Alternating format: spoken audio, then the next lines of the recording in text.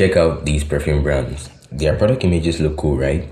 But how about we push things one step further and create a render that looks way more luxurious?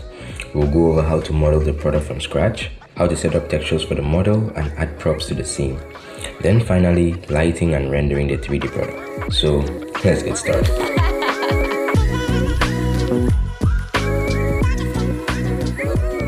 Alright, first things first. I've collected some reference images that will help give us inspiration for some creative decisions moving forward. There were a lot of different perfume products I could have gone for, but this one from Guerlain seemed best suited to me. I don't know, I just fancied the design. Okay, let's begin by creating the model. With Blender open, add a cube object with Shift A. Now, drag in the reference image and move it to the center of the viewport. In edit mode, I'm going to select the cube and scale it on the Y-axis. Then, I'll drag this face up like this. Press E to extrude and S to scale down the face. To make the corners of the bottle flat, we are going to bevel them using Ctrl B. Then, in object mode, we'll add a bevel modifier. And this just serves to smoothen out the overall form of the bottle. And don't forget to add another bevel to the bottom of the face like this. Now, there are many ways to make the inside walls of the bottle. You can use a solidify modifier, you can duplicate the mesh and merge the top. What I'm going to do is extrude this upper face into the mesh of the bottle and bevel it at the bottom. To model the cap, add another cube, size it down and scale this upper part. Then extrude it like this. Add another bevel modifier. With these 4 corner edges selected, hit Ctrl E and select Edge Bevel Weight. Set the factor to 1. If you navigate to your modifier tab, you can change the limit method to weight. We're doing this instead of directly beveling in edit mode because this is a non-destructive way of beveling an edge and maintaining the ability to adjust it at any point in time. For the neck of the bottle, add a circle with 24 vertices and move it to this position. Then add a screw modifier. Set the axis to Z. Under the Object tab, go to Set Origin and select 3D Cursor. Now the circle is just misbehaving. To fix it, select the cap, press Shift S and choose Cursor to Selected. Now we can set back the origin of the circle to the 3D cursor. Hit Ctrl A and apply rotation. You can see the reason we're going with this setup instead of just using a torus or a cylinder shape because this method makes things easily adjustable. To run duplicates of this object all the way to the bottom, add an array modifier. Set the Z factor to -1 and let's make 9 copies. One important thing to take note of is this setting under viewport overlays, face orientation. Blue means good and red means bad, so to fix our normals, go to the skew modifier and under normals, check flip. In edit mode, add 2 loop cuts to the bottom. Select the middle portion and press I to insert, then extrude it backwards. Now I'll just duplicate this face, press P and separate by selection. This face will now form the front plate and that's where we'll place the logo and some text. Just make sure to add enough loop cuts to hold the shape together.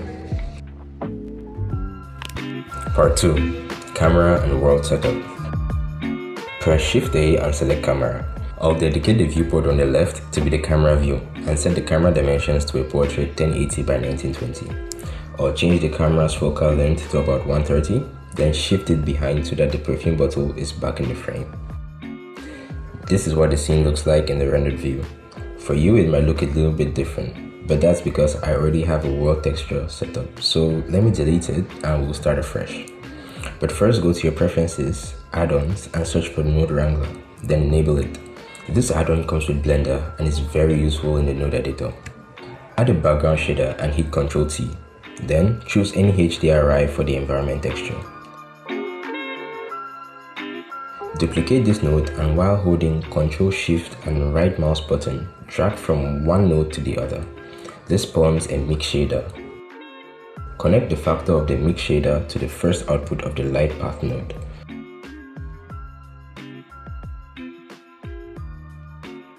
Now, this shader controls the lighting of our scene and this one simply controls the background color. I forgot to create this piece of the object when I was modeling, so I'll just do it now.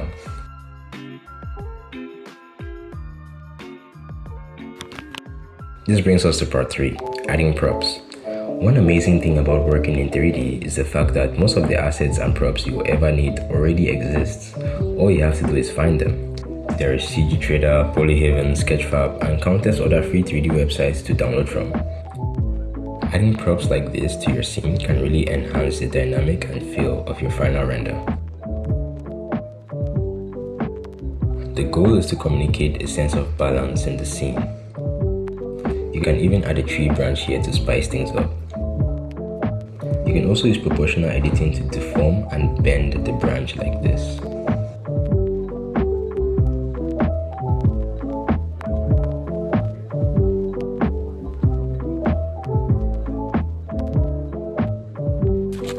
Number 4, texture shading. Okay, let's create a new material texture for the bottle. Just add a glass BSDF. To focus only on the bottle, hit the / key on your keyboard and you enter isolation mode. Let's create the actual perfume liquid. Select these inner faces, duplicate them, and separate by selection. Also, I'm just going to close this hole here at the top. We can now exit isolation mode and make a copy of our glass material by clicking this button here, or rename it to perfume liquid and change the color. I'll also change the color of the glass bottle, but make sure you decrease the saturation of this color since we want there to be a distinction between the perfume bottle and the liquid inside.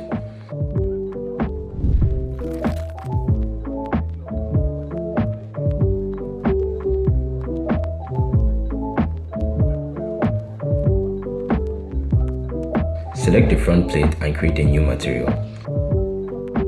We'll just make it black and metallic. For this object, we'll first apply that screw modifier.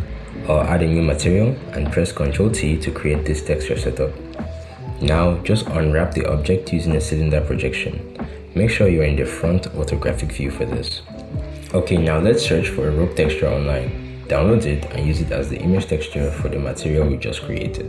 In the UV editor, you can rotate, scale, and position the UVs in the appropriate area over the texture. Add a color ramp here and adjust the colors to make it black and white. I want to make this material more detailed, so I'll use a wave texture and add some rotation to it.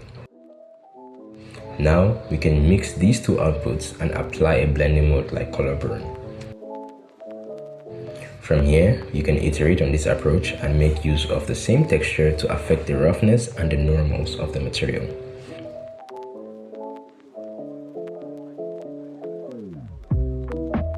The lid of the bottle will be sort of a black plasticky material, so let's just set the weight of the coat here to 1. To add the brand logo to the seal here, I'll hop into Illustrator and export the logo as an SVG. Then import it into Blender, position it in the middle of the seal and bring it in front so it's visible. Now go to the curve properties and extrude it outwards. For the material, I'll make it black and very metallic. Okay, let's add the name of the fragrance and the logo to the front plate. I'll just quickly hop into Illustrator and edit the color of the logo, then I'll add some text and make some slight changes to it. Now I'll just add a transparent background, select everything and export it as a PNG. Select the faces where you want to have the texture and unwrap them. Then add an image texture node and select the PNG image we just created.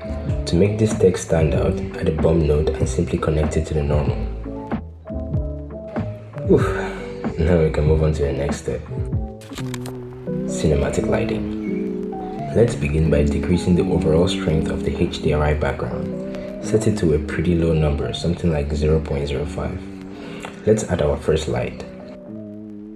This is going to be the main light source that will refract through the glass bottle, so increase the size and power and bring it behind the objects, then rotate it to face the camera. One important thing that helps enhance lighting is the actual texture of the light. If you click this button here, it gives you access to the node editor for light objects. So we can select this emission shader and hit Ctrl T just like we've been doing before, and I'll select a simple radial gradient. You can see how the lighting becomes much softer and a little cinematic as compared to the default light. Now I'll duplicate this light and move it further backward. This adds a subtle highlight to the bottom of the bottle. Make another duplicate of the light and rotate it to point down. This is going to be our key light, so I'll decrease the size and bring it closer to the subject.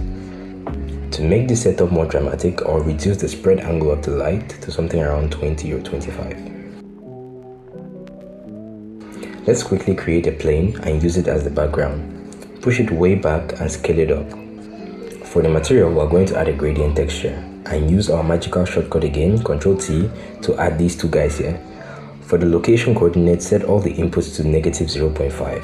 Duplicate the mapping node and delete the location values. Then use the scale inputs to adjust the radius of the gradient. Plug the color output into the alpha. Then plug the same output into the emission color. Introduce a colorant between them and increase the emission strength. Now, just position the gradient background at the bottom right corner. There's just one thing I don't like about the scene right now, and that's how dark the shadows are. So, to spice things up, navigate to your render properties, scroll all the way down to color management and click on use curves. Select all the values under black level and just play with the slider to find something that suits you.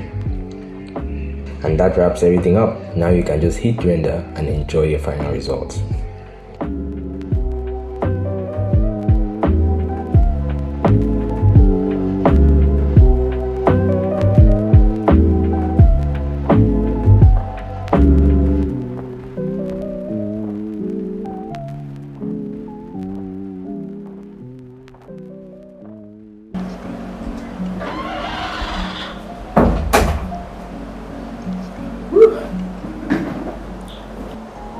This video was so frustrating to me. This is actually like my second attempt on making this video. The first time I tried, I was using OBS, and then the screen recording software just crashed. Like the video was just gone. 6 hours of footage, just wow. This is the second time I'm making it. I'm not gonna lie, I actually like the second version more. But man, that's 6 hours. 6 hours gone. Hey, chop rice, chop rice, chop rice. And yeah, small shop.